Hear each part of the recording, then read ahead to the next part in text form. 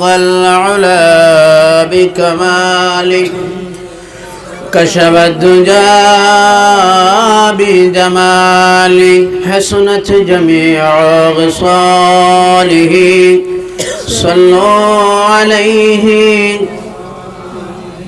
মনে মানে না যেতে চায় মদিনা দয়া করে মাবুদ আল্লাহ নসিব করো মদিনা বলগল উলা كشف الدجى بجماله حسنت جميع خصاله صلوا عليه وآله اللهم صل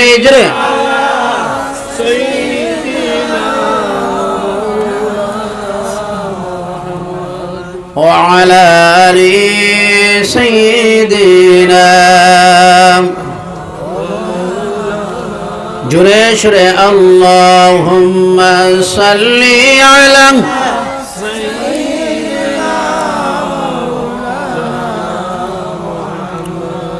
وعلى آل سيدنا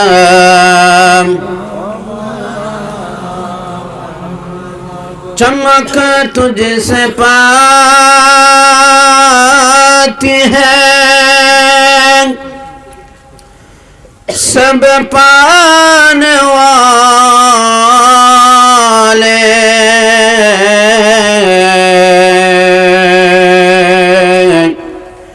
मेरे दिल भी चमका दे चमकाने वाले अल्लाहुम्मा जय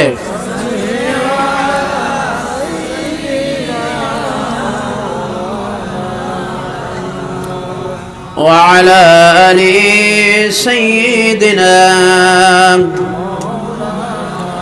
لا إله إلا الله لا إله إلا الله لا إله إلا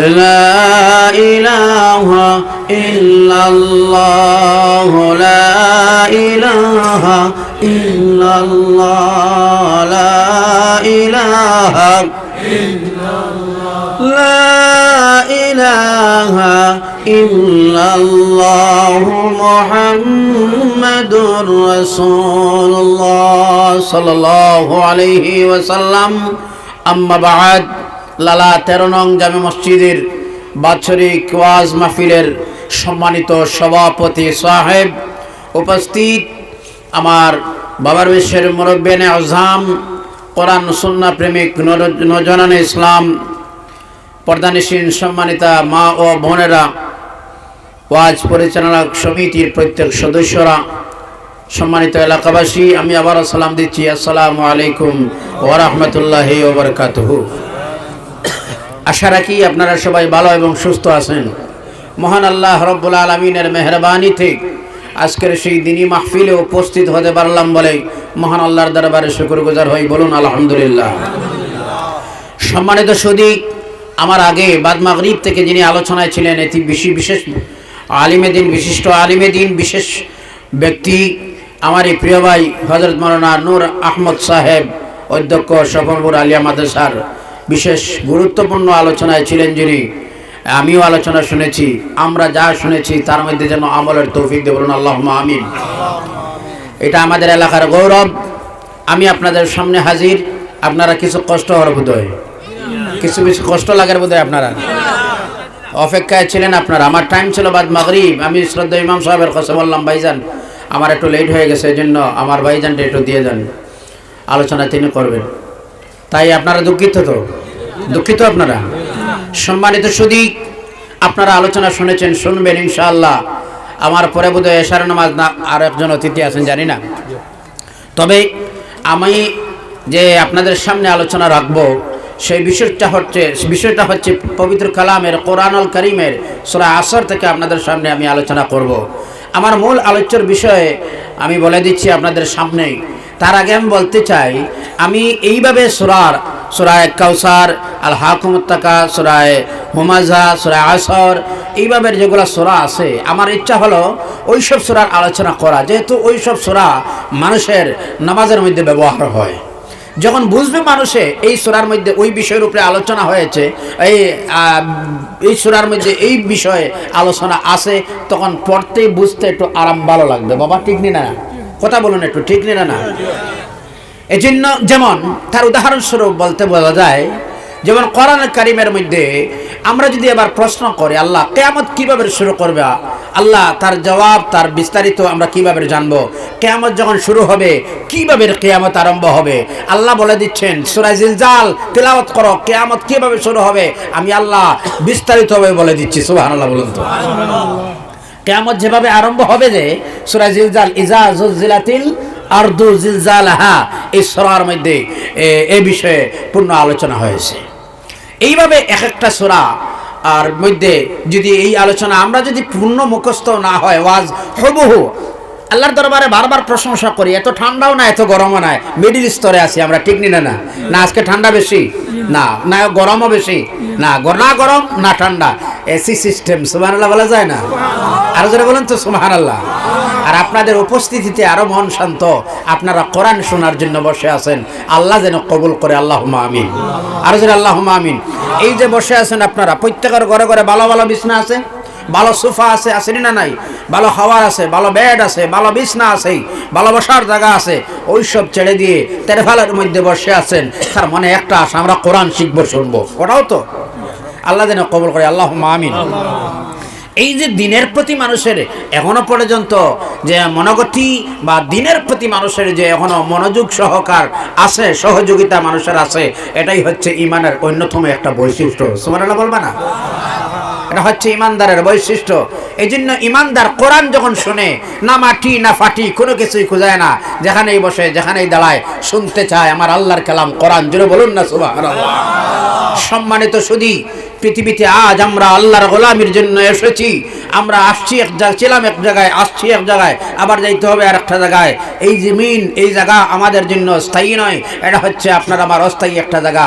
আমরা এখানের মাত্র কয়েকদিনের মুসাফির। কথা বলুন ঠিক কিনা? আর যারা বলো ঠিক কিনা না? বিশেষ করে আমি আমার যুব ভাইদের প্রতি আহ্বান জানাই, আমার যুবক বন্ধুরা, আজ আমরা অনেক পিছনে রয়েছি।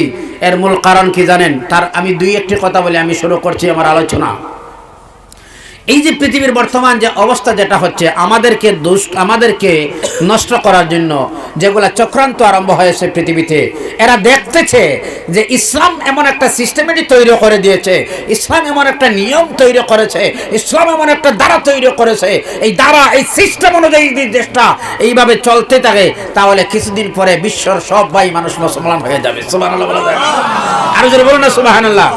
এমন একটা সিস্টেম, এমন একটা তরিকা, এমন একটা নিয়ম অন্য কোন ধর্মতে আর আছে বলুন তো? এমন অন্য কোন ধর্মতে আছে? ইসলাম মানুষের মানবতা শিখায়, ইসলাম মানুষের সঙ্গে মানব প্রেম শিখায়, ইসলাম মানুষের সঙ্গে ভালোবাসা শিখায়। এই যেই ধর্ম ভালোবাসা, যেই ধর্ম মানব প্রেম, যেই ধর্ম মানবতা শিখায়, সেই ধর্মের নাম তো হচ্ছে ইসলাম। সুবহানাল্লাহ। বিশেষ করে আপনাদেরকে আমি অশেষ মহব্বতের সহিত অভিনন্দন জানাই। এই এলাকায় বা পার্শ্ববর্তী এলাকাতে আসার পরেই দেখা যায় অসংখ্য তালেবারা মাহফিলে অ্যাটেন্ড করে। সুবহানাল্লাহ বলা যায় না? যেখানে তালেবা অ্যাটেন্ড করে, যেখানে তোলাবা যারা পড়াশোনা মাদ্রাসা করে যারা, এরা অ্যাটেন্ড করে, এতে বোঝা যায় এলাকাটা অনেক আল্লাহ এবং তার রাসূলের দিকে মানুষ আগুয়াই আছে। বলুন ঠিক না? আরো জোরে বলুন ঠিক না? আপনাদের এলাকায় ছাত্র আছে বলে তো আজকে এখানে অ্যাটেন্ড হয়েছে, আপনাদের এলাকায় মাদ্রাসার সঙ্গে সম্পর্ক আছে বলে তো এরা অ্যাটেন্ড হয়েছে। কথা বলো ঠিক না? এতে প্রমাণ করে একটা ইমানি বালা লক্ষণ, পরিবেশ লক্ষণ করে। কথা বলো ঠিক না? আল্লাহর হাবিব সাল্লাল্লাহু আলাইহি সাল্লাম বলেছেন, যে জায়গায় কোরআন আর হাদিসের আলোচনা হয়, এই জায়গার নাম হয়ে যায় জান্নাতের বাগান। সুবহানাল্লাহ বলবে না? আমরা বসে আছি কোন জায়গায়? আরো জোরে বলুন কোন জায়গায়? এই যে দিনের প্রচার, এই যে দিন শিক্ষা, এটা আর কোনো অন্য কোনো ধর্মতে আছে? আরে যেটা বলুন আছে। আদব শিক্ষা, দিন শিক্ষা, মানবপ্রেম শিক্ষা, দেশপ্রেম শিক্ষা, এই সিস্টেম ইসলামে দেয়, অন্য কোনো ধর্মতে দেয় না।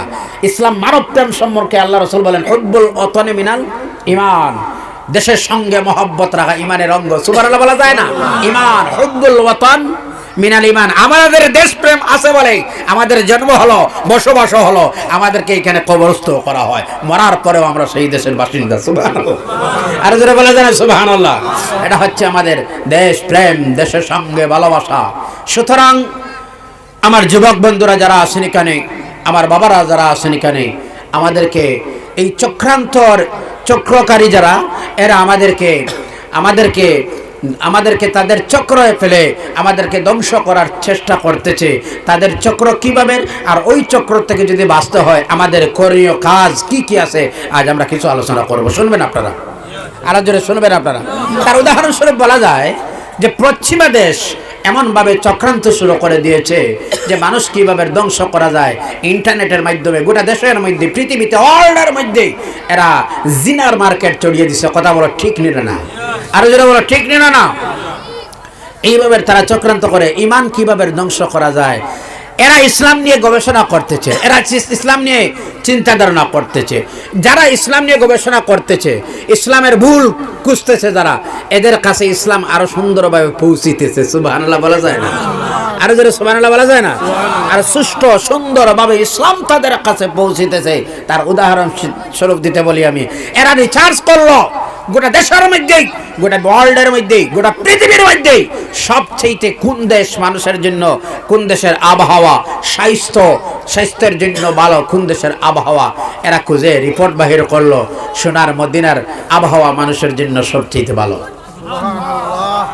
একটু জোরে বলা যায় না সুবহানাল্লাহ? যাই হোক, আমি আমার আলোচনা শুরু করি। শুনবেন আপনারা আলোচনা? আমরা আলোচনা আজকে যে সূরার শুনবো, সেই সূরার আলোচ্য বিষয় হচ্ছে, সেই সূরার নাম হচ্ছে সূরা আসর। কোন সূরা বলুন তো?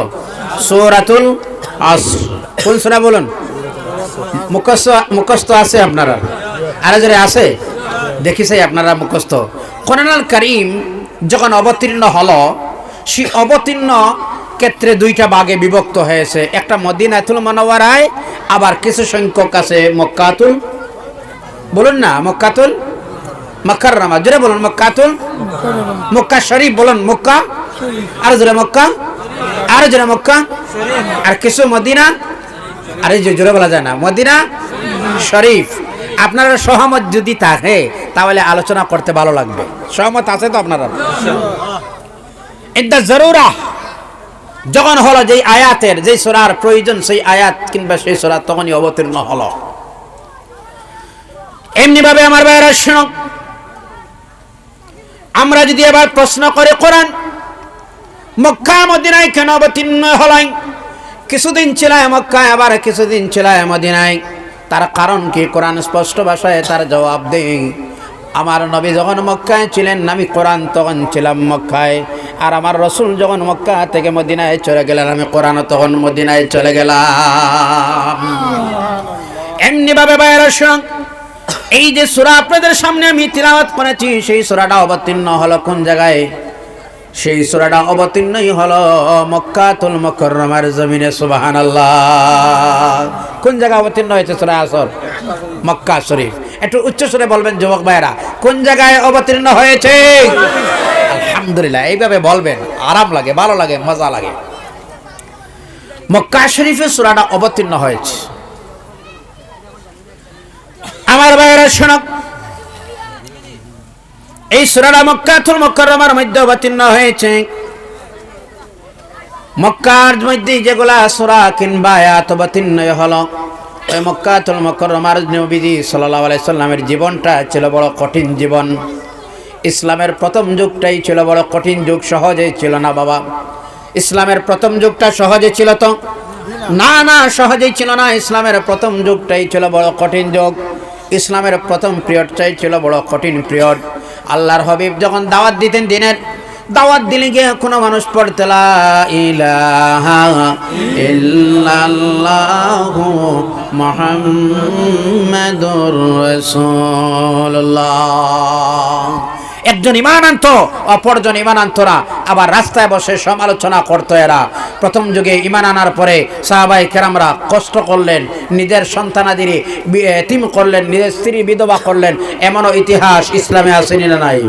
আরো জোরে বলুন, আসেনি না নাই? ভাইয়েরা, যদি এই আলোচনা আমরা শুনতে চাই, আমার সঙ্গে সবাই এবার মনোযোগ সহকারে আল্লাহর কালাম কোরআন আল কারীম তেলাওয়াত করেন আমার সঙ্গে। পড়ুন তো, বিসমিল্লাহির রহমানির রহিম। ওয়াল আসরি ইন্নাল ইনসানা লাফি খুসর إلا الذين آمنوا وعملوا الصالحات وتواصوا بالحق وتواصوا بالصبر الله أكبر أرجل الله أكبر আমরা আসর থেকে আলোচনা শুরু করি। আমরা ইনশাআল্লাহ শুনবো, শিখবো, আরাম লাগবো। লাগবে না? লাগবে না? আল্লাহ যেন কবুল করে, আল্লাহুম্মা আমিন। আমি কয়েকটা তাফসীর থেকে আপনাদের সামনে সূরাতুল আসরের আলোচনা করব, যা আপনারা শুনবেন। আমি আপনাদের সামনে কিছু হাদিস আর কিছু আয়াতে মোবারকা, আসর শব্দের অর্থ কি, আসর মানে কি, আল্লাহ এই আসর দিয়ে কি মুরাদ নিলেন, অর্থ কি বুঝাইলেন, আমরা আলোচনা শুরু করব। এই সূরার মধ্যে আল্লাহ রাব্বুল আলামিন পৃথিবীবাসী মানুষের সামনে আল্লাহ রাব্বুল আলামিন বলতেছেন, গোটা বিশ্বের মানুষ তোমরা সবাই বরবাদ। ওয়াল আসর, ওয়াও যে শব্দ যেখানে এখানে ব্যবহার হয়েছে, এর অর্থই হচ্ছে, ওয়াওয়ের অর্থ হচ্ছে কসম। কথাটা বুঝে যান, মনোযোগ দিয়ে শুনবেন আপনারা। লড়াছড়া এইসব নাই, 1 ঘন্টা আলোচনা চলবে, কিন্তু মনোযোগ সহকারে।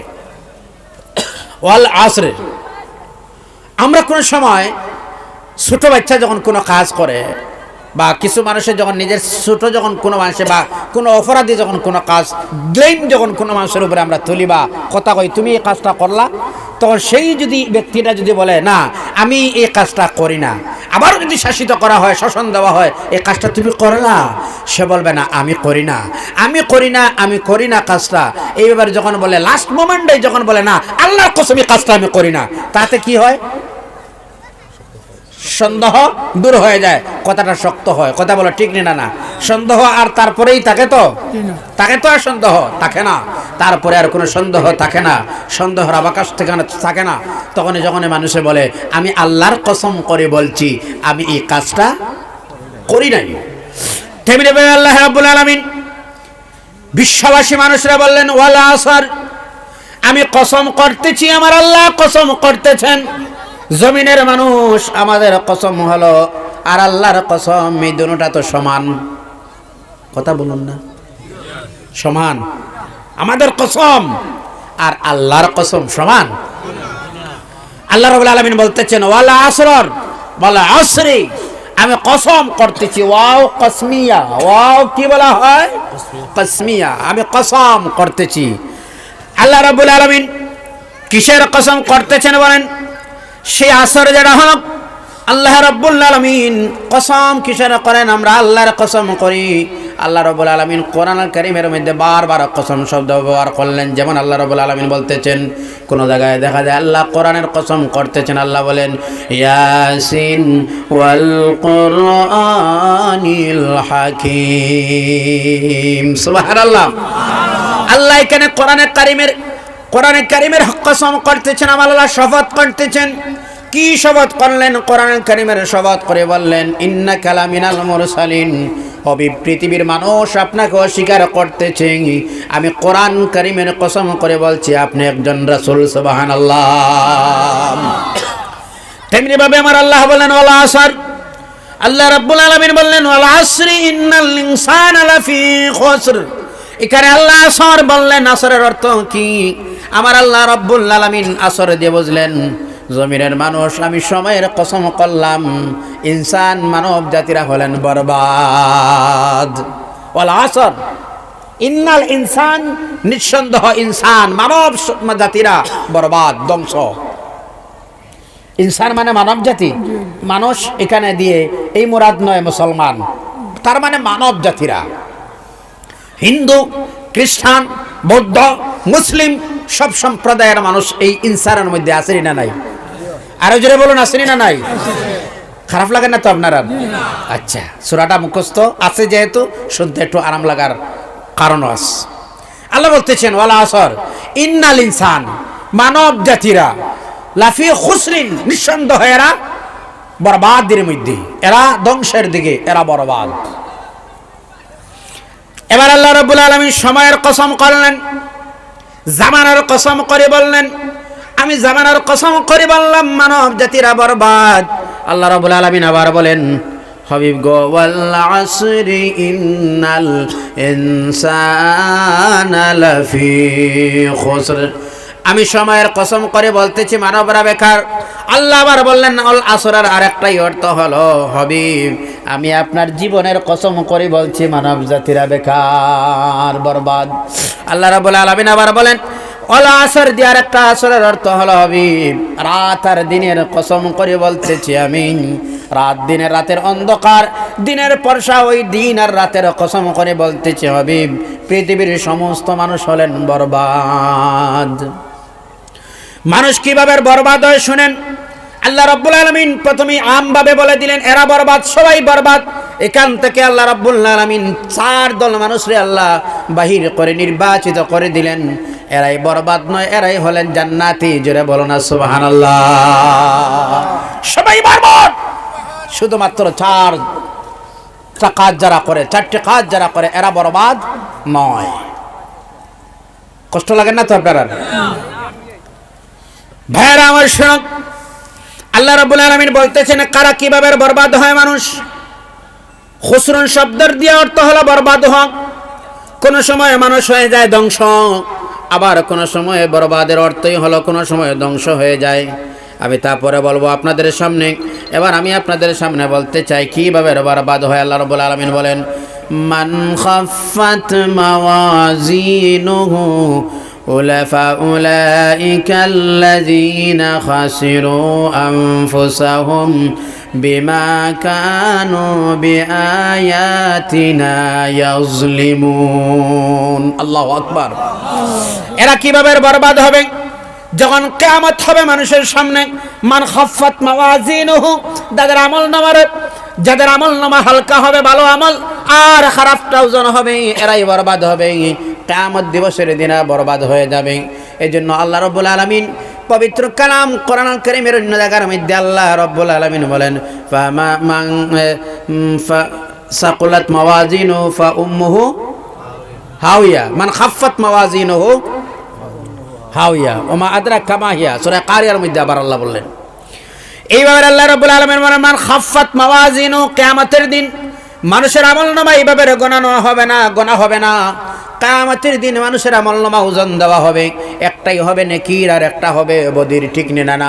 আল্লাহ রাব্বুল আলামিন বলতেছেন তোমাদের সঙ্গে আমি 2 জন মানুষ দিলাম, ফেরেশতা দিলাম, এরা লিখতেছেন কিরামান কাতিবিনা ইয়ালামুনা মা তাফআলুন। এই যে 2 জন কিরামান কাতিবিন, এরা আসেনি না নাই?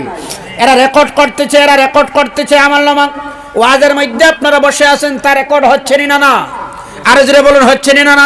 এই যে রেকর্ড হচ্ছে, আজ রেকর্ড প্রত্যেক বক্তার বক্তব্য আমার ইউটিউবার ভাইরা রেকর্ড করতেছেন, কাল চলবে ইউটিউবে আবার। তেমনি ভাবে আল্লাহ রাব্বুল আলামিন মানুষের সবটুকু আমলনামা রেকর্ড হচ্ছে। কিয়ামতের দিন যখন আল্লাহ রাব্বুল আলামিন মানুষরে নিবেন আর বলবেন ইকরা কিতাবাক, ও গোলাম তোমার আমলনামার ডায়েরিটা তুমি এবার নিজে নিজে পড়াশোনা করো চাই, নিজে পাঠ করো চাই। কিয়ামতের দিন আল্লাহ বলবেন ইকরা কিতাবাক, ও গোলাম তোমার আমলনামার ডায়েরি তুমি নিজে পড়ো। সেই দিন মানুষ আমলনামাটা পড়বে ভালোটুকুন, আর খারাপ যখন তার সামনে আসবে তখন বন্ধ হয়ে যাবে, বলবে আহারে আমি তো বরবাদ হয়ে গেলাম, যা গোপনই করেছিলাম সব তো দেখি আজ আমলনামার ডায়েরিতে মাউজুদ আছে। আল্লাহু আকবার।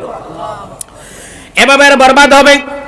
কিভাবে বরবাদ হবে? আল্লাযীনা খাসিরু আনফুসাহুম, যারা তাদের নফসে বরবাদ করে দিয়েছে, নফসের চাহিদায় যারা চলেছে, তারা নফস যা বলেছিল, নফস বলেছিল ব্যবসা করার জন্য হারাম ব্যবসা করেছে, নফস বলেছিল জিনা করার জন্য জিনা করেছে, নফস বলেছিল পাপের কাজ করার জন্য সে করেছে, নফস বলেছিল মেলায় যাওয়ার জন্য সে মেলায় গিয়েছে। এই মেলায় যাওয়াটাও আল্লাহর আমলনামার ডায়েরিতে তুলতে চিনি না, না আসেনি না নাই? আপনার আমার আমলনামার ডায়েরিতে তা আসেনি না নাই? আমার ভাইয়েরা শুনুন, আল্লাহ রাব্বুল আলামিন কোরআনুল কারীমের অন্য জায়গার মধ্যে বললেন, আল্লাযীনা ইয়ানকুদুনা আহদাল্লাহি মিন বা'দি মিসাকি ওয়া ইয়াকতাউনা মা আমারাল্লাহু বিহি আন ইউসালা ওয়া ইউফসিদুনা ফিল আরদ উলাইকা হুমুল খাসিরুন। এরাই বরবাদ। কারা? আল্লাযীনা ইয়ানকুদুনা আহদাল্লাহ, আল্লাহ রাব্বুল আলামিনের কাছে ওয়াদা দিয়েছিল এরা, আমরা ওয়াদা দিয়েছিলাম আল্লাহর কাছে, আল্লাহ জমিনে যাওয়ার পরে শুধুমাত্র আপনার গোলামি করব, জমিনে যাওয়ার পরে আপনার গুণগান গাইব, ইসলামী শরায় চলব, ইসলামের কাজ করব, আপনার নবীর হাদিস মানব, কোরআন মানব, হাদিস মানব, আপনার হুকুম মানিয়ে চলব। এরা এই জমিনের মধ্যে যাওয়ার সঙ্গে সঙ্গে আল্লাহর কাছে যে ওয়াদা দিয়েছিল সেই ওয়াদা তারা ভঙ্গ করতেছে। এরাই কিয়ামতের দিন হবে বরবাদ। আমরা কি দিয়েছিলাম আল্লাহর কাছে? আমরা ওয়াদা দিয়েছিলাম, ও আল্লাহ আমরা জমিনে যাওয়ার পরে তোমার গোলামি আমরা করব। আমাদেরকে যখন সৃষ্টি করতেন আল্লাহ রাব্বুল আলামিন, ফেরেশতারা বাধা দিলেন। আল্লাহ কোরআনুল কারীমের মধ্যে বলেন, আল্লাহ রাব্বুল আলামিন যখন আমাদেরকে যখন বানানোর ইচ্ছা করলেন, সৃষ্টি করার ইচ্ছা করলেন, আল্লাহ বলেন, ওয়া ইয ক্বালা রাব্বুকা লিল মালাইকাতি ইন্নী জাইলুন ফিল আরদি খলিফা, আমি একজন খলিফা নাইব বানাইতে চাই জমিনে। এরা বললেন কালু, কালু হলেন ফেরেশতারা, ফেরেশতারা বললেন কালু আতাজআলু ফিহা মান ইউফসিদু ফিহা ওয়া ইয়াসফিকু দিমা, আল্লাহ ওই সব জাতিরে তুমি সৃষ্টি করতে চাওনি যারা জমিনে যাওয়ার পরে ঝগড়া করবে, ফসাদ করবে, মার্ডার করবে এরা জমিনে। এই ফেরেশতারা আমাদের পক্ষে না বিপক্ষে ছিলেন? আর যদি বলুন পক্ষে ছিলেন না বিপক্ষে ছিলেন? এরা বলতেছেন আল্লাহ এদেরকে বানানোর কোনো প্রয়োজন নয় আমাদেরকে, আল্লাহ এদেরকে বানানোর কোনো প্রয়োজন নয়, কেন বানাইবেন তাদেরকে? আমরা তো আপনার গোলামির মধ্যেই আছি। এরা বলেন ওয়া নাহনু নুসাব্বিহু বিহামদিকা ওয়া নুকদ্দিসু লাক। এরা তখন আল্লাহ রাব্বুল আলামিনের সামনেই বললেন, রব নাহনু নুসাব্বিহু বিহামদিক, আল্লাহ আপনার প্রশংসা, আপনার তাসবিহ তাহলিল আমরা তো করতেছি, আর ওই সব মানুষ বানানোর কোনো প্রয়োজন নাই। আমরা আপনার গোলামি করতেছি, আমরা আপনার ইবাদত করতেছি, অন্য আর এক জাতিরে বানানোর কোনো প্রয়োজন আছে? কথা কই না এখানে? আর তো কোনো প্রয়োজন নাই। আল্লাহ রাব্বুল আলামিন তাদেরকেই বললেন, ক্বালা ইন্নী আ'লামু মা লা তা'লামুন, আমি যা জানি তোমরা তা জানো না, আমি যা বুঝি তোমরা তা বুঝো না, আমি যা জানি তোমরা তা জানো না। আমার ভাইয়েরা, আল্লাহ রাব্বুল আলামিন আপনারা এবং আমার সৃষ্টি করলেন। আল্লাহ রাব্বুল আলামিন যখন সৃষ্টি করেছিলেন তখন ওয়াদা নিয়েছিলেন জমিনে যাও, যাওয়ার পরে তোমরা আমার গোলামি করো, আমার ইবাদত করো, আমার কাজটা করো। এরা বরবাদ হবে।